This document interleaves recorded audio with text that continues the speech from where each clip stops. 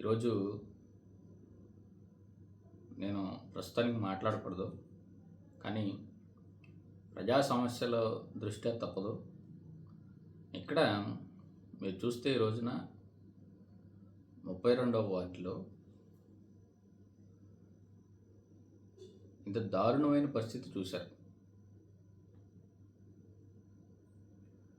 సరే, మాకెందుకు చెప్తున్నామంటే మచిలీపట్నంలో శవాలు మోసే నాయకులకి ముఖ్యంగా చెప్తున్నా. శవాలు మోసే ముందు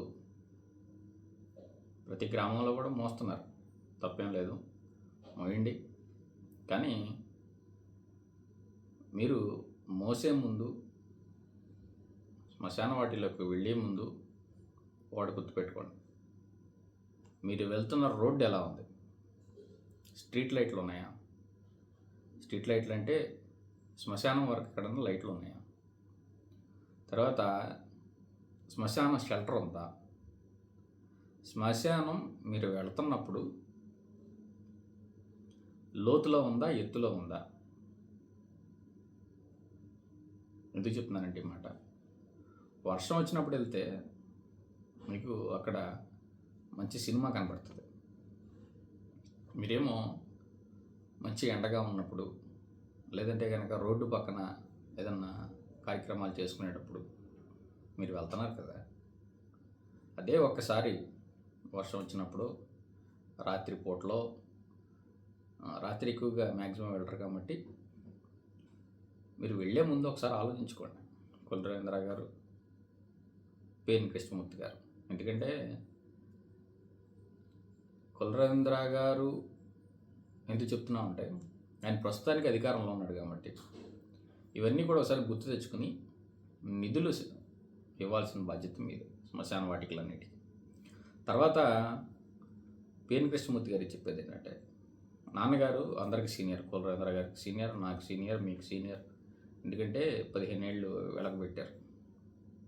అదే టైంలో గుడ్డి గుర్రం కొనుక్కొని ఇంటి దగ్గర ఉన్నాడు కదా పెద్దది, ఆ పళ్ళు తోముతున్నప్పుడు, అంటే రోజుకి 24 గంటల కాడికి అట్లా 365 రోజులు, తర్వాత 5 సంవత్సరాలు, తర్వాత 15 సంవత్సరాలు సరిపోయిందంట ఆ గుర్రాన్ని తెల్లగా తీసుకురావడానికి, తర్వాత పళ్ళు తెల్లగా తీసుకురావడానికి టైం సరిపోయిందంట. ఈ 15 సంవత్సరాల కాలంలో వాడకు శ్మశానం ఉందా లేదా ఒకసారి కనుక్కోండి. అక్కడ కూడా ఎవరన్నా చనిపోతే వెళ్ళండి, వెళ్ళి అక్కడ కూడా మొయ్యండి. తర్వాత ప్రతి గ్రామానికి వెళ్ళండి, వెళ్ళి శ్మశాన వాటికలో ఏమాత్రం ఫెసిలిటీస్ ఉన్నాయనేది చూడండి. వెళ్ళి వచ్చేయడం కాదు, ఆలోచించండి. వెళ్ళే ముందు మనం నడుస్తున్న ప్లేసు, దారి, అక్కడ వాతావరణం అంతా పరిశీలించరండి. ఆ తర్వాత ముఖ్యంగా మీకు మనుషుల పైన చనిపోయిన తర్వాత శవం అంటాం, శవాల పైన అంత ప్రేమ ఉంటే, మీ ఇద్దరు మోసారు కదా, ఏ రోజైనా అనాథ శవ కార్యక్రమానికి మీరు హాజరయ్యారా? స్వచ్ఛంద సేవా సంస్థలకు కాకుండా మీరు ఏ రోజన్నా హాజరయ్యారా? పవరు, ఎందుకంటే అక్కడంటే ఓట్లు కావాలి, ఇక్కడంటే అనాథ శవం కాబట్టి వెళ్ళరు. దయచేసి శవరాజకీయాలు ఆపండి. ఎందుకు చెప్తుందంటే ఈ మాట, ఆ గ్రామంలోనో, ఆ గ్రామస్తులో, బంధువులో, అయితే వాళ్ళకి కావాల్సిన వాళ్ళకి చివరికి అవకాశం దొరికేది ఆ పాడి మోయడం. చివరికి రాజకీయ సింపతి కోసం మీరు అది కూడా వదలట్లేదంటే రాజకీయాల్లో దిగజారిపోయారు.